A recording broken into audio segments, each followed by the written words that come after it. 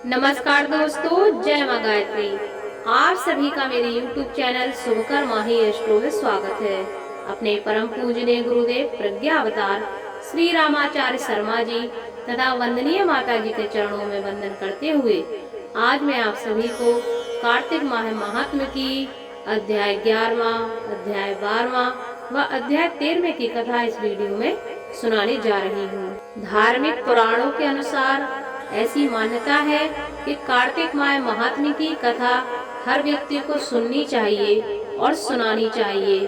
शास्त्रों में ऐसा बताया गया है कि जो भी व्यक्ति कार्तिक माह की कथा सुनता है और सुनाता है, उसके जीवन में भगवान विष्णु के साथ साथ माता लक्ष्मी की कृपा सदैव बनी रहती है। कार्तिक माह कथा अध्याय 11वें की कथा प्रारंभ। एक बार सागर पुत्र जलंधर अपनी पत्नी वृंदा सहित असुरों से सम्मानित हुआ सभा में बैठा था। तभी गुरु शुक्राचार्य का वहां आगमन हुआ। उनके तेज से सभी दिशाएं प्रकाशित हो गईं। गुरु शुक्राचार्य को आता देखकर सागर पुत्र जलंधर ने असुरों सहित उठकर बड़े आदर से उन्हें प्रणाम किया। गुरु शुक्राचार्य ने उन सबको आशीर्वाद प्रदान किया।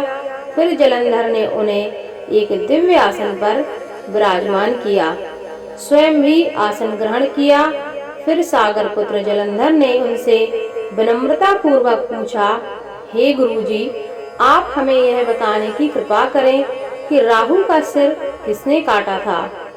इस पर दैत्य गुरु शुक्राचार्य ने विरोचन पुत्र हिरण्यकशिपु और उसके धर्मात्मा पौत्र का परिचय देकर देवताओं और असुरों द्वारा समुद्र मंथन की कथा संक्षेप में सुनाते हुए बताया कि जब समुद्र से अमृत निकला तो उस समय देव रूप बनाकर राहु भी पीने बैठ गया। इस पर इंद्र के पक्षपाती भगवान विष्णु ने राहु का सिर काट डाला। अपने गुरु के मुख से इस प्रकार के वचन सुनकर जलंधर के क्रोध की सीमा ना रही। उसके नेत्र लाल हो गए। फिर उसने अपने धर्मस्थ नामक दूत को बुलाया और उसे शुक्राचार्य द्वारा सुनाया गया वृतांत सुनाया।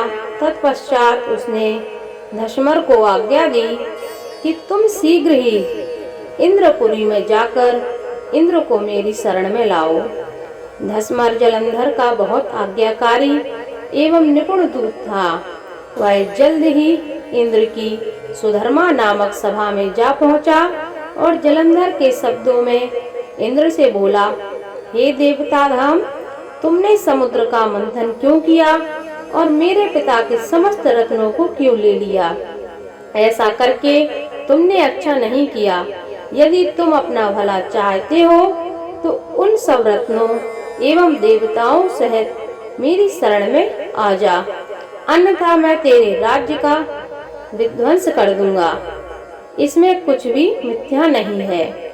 इंद्र बहुत विस्मित हुआ और कहने लगा, पहले मेरे भय से सागर ने सब पर्वतों को अपनी कुक्षी में क्यों स्थान दिया और उसने मेरे शत्रु दैत्यों की क्यों रक्षा की।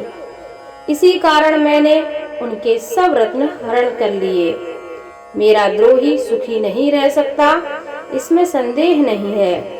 इंद्र की ऐसी बात सुनकर वह दूत शीघ्र ही जलंधर के पास आया और सब बातें कह सुनाई। उसे सुनते ही वह दैत्य मारे क्रोध के अपने ओष्ठ फड़फड़ाने लगा और देवताओं पर विजय प्राप्त करने के लिए उसने उद्योग आरंभ किया। फिर तो सब दिशाओं में पाताल से करोड़ों दैत्य उसके पास आने लगे। शुंभ निशुंभ आदि करोड़ों सेनापतियों के साथ जलंधर इंद्र से युद्ध करने लगा। शीघ्र ही इंद्र के नंदन वन में उसने अपनी सेना उतार दी। वीरों की शंख ध्वनि और गर्जना से इंद्रपुरी गूंज उठी। अमरावती छोड़कर देवता उससे युद्ध करने चले। भयानक मारकाट हुई। असुरों के गुरु आचार्य शुक्र अपनी मृत संजीवनी विद्या से और देव गुरु बृहस्पति द्रोणा गिरी से औषधि लाकर लाते रहे। इस पर जलंधर ने क्रुद्ध होकर कहा, कि मेरे हाथ से मरे हुए देवता जी कैसे जाते हैं? पिलाने वाली औषधि उसके पास कहां से आई? इस पर शुक्राचार्य ने दैत्य गुरु द्रोणाचार्य से औषधि लाकर देवताओं को पिलाने की बात की। यह सुनकर जलंधर और भी कुपित हो गया। फिर शुक्राचार्य ने कहा, यदि शक्ति हो तो द्रोणागिरि को उखाड़कर समुद्र में फेंक दो, तब मेरे कथन की सत्यता प्रमाणित हो जाएगी। इस पर जलंधर कुपित होकर जल्द ही द्रोणागिरि पर्वत के पास पहुंचा और अपनी भुजाओं से पकड़कर द्रोणागिरि पर्वत को उखाड़कर समुद्र में फेंक दिया। यह तो भगवान शंकर का तेज था, इसमें जलंधर की कोई विचित्रता नहीं थी।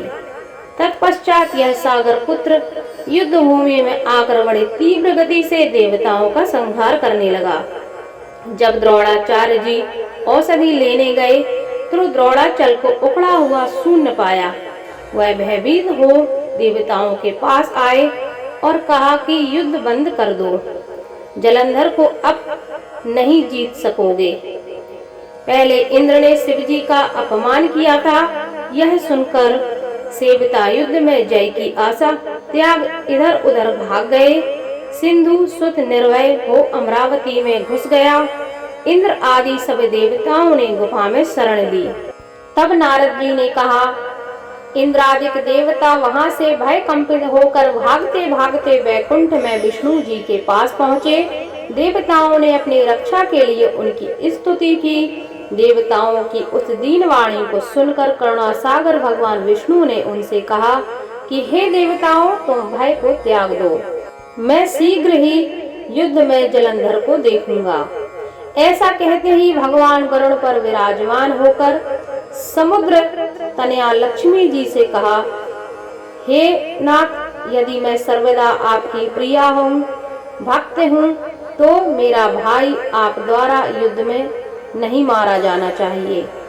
इस पर विष्णु भगवान ने कहा, अच्छा, यदि तुम्हारी ऐसी ही प्रीति है तो मैं उसे अपने हाथों से नहीं मारूंगा, परंतु युद्ध में अवश्य जाऊंगा, क्योंकि देवताओं ने मेरी बड़ी स्तुति की है। ऐसा कहकर भगवान विष्णु युद्ध के उस स्थान पर जा पहुँचे जहाँ जलंधर विद्यमान था। जलंधर और विष्णु का घोर युद्ध हुआ।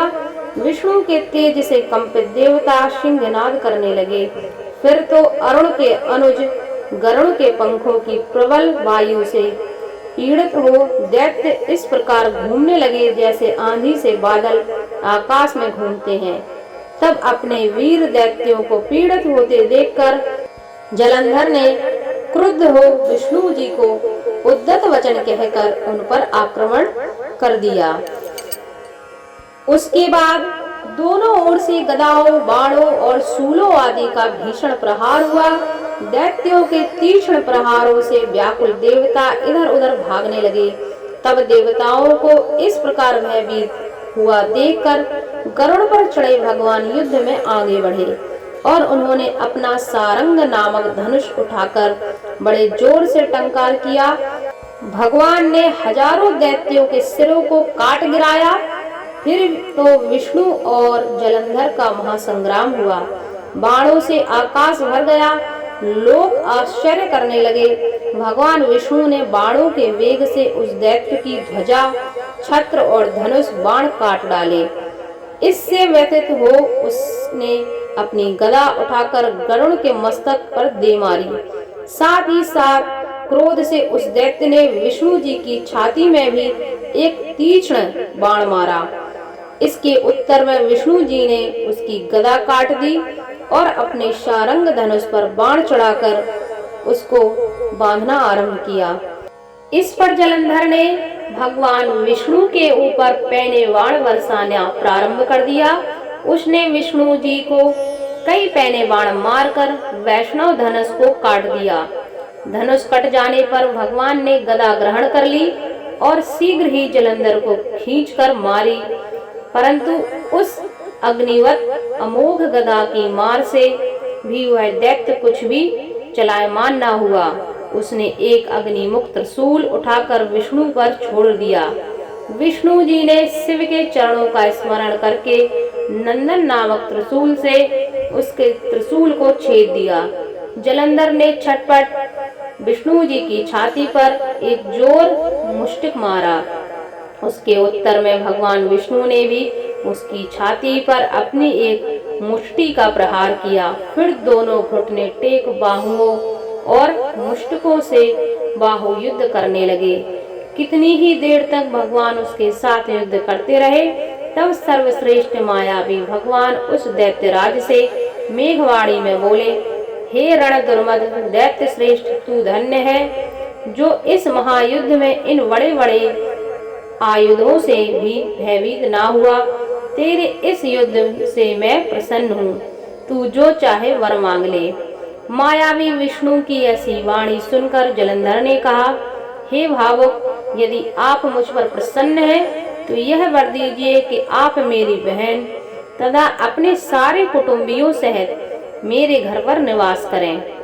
नारद जी बोले, ऐसे वचन सुनकर विष्णु जी को खेद हुआ, किंतु उसी क्षण देवेश ने तथास्तु कह दिया।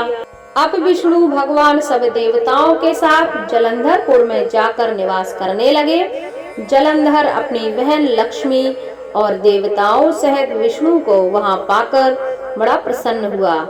फिर तो देवताओं के पास जो भी रत्न आदि थे सबको ले जलंधर पृथ्वी पर आया। निशुंभ को पाताल में स्थापित कर दिया और देव दानव यक्ष गंधर्व सर्प राक्षस मनुष्य आदि सबको अपना वंशव्रती बनाकर त्रिभुवन पर शासन करने लगा। उसने धर्मानुसार सुपुत्रों के समाज प्रजा का पालन किया। उसके धर्म राज्य में सभी सुखी थे। कार्तिक माह महात्म की अध्याय 11वां, अध्याय 12वां, अध्याय 13वें की कथा समाप्त। आगे की कथा आपको अगले वीडियो में मिलेगी। कहानी और वीडियो अच्छा लगा हो तो वीडियो को लाइक और शेयर जरूर करें। धन्यवाद।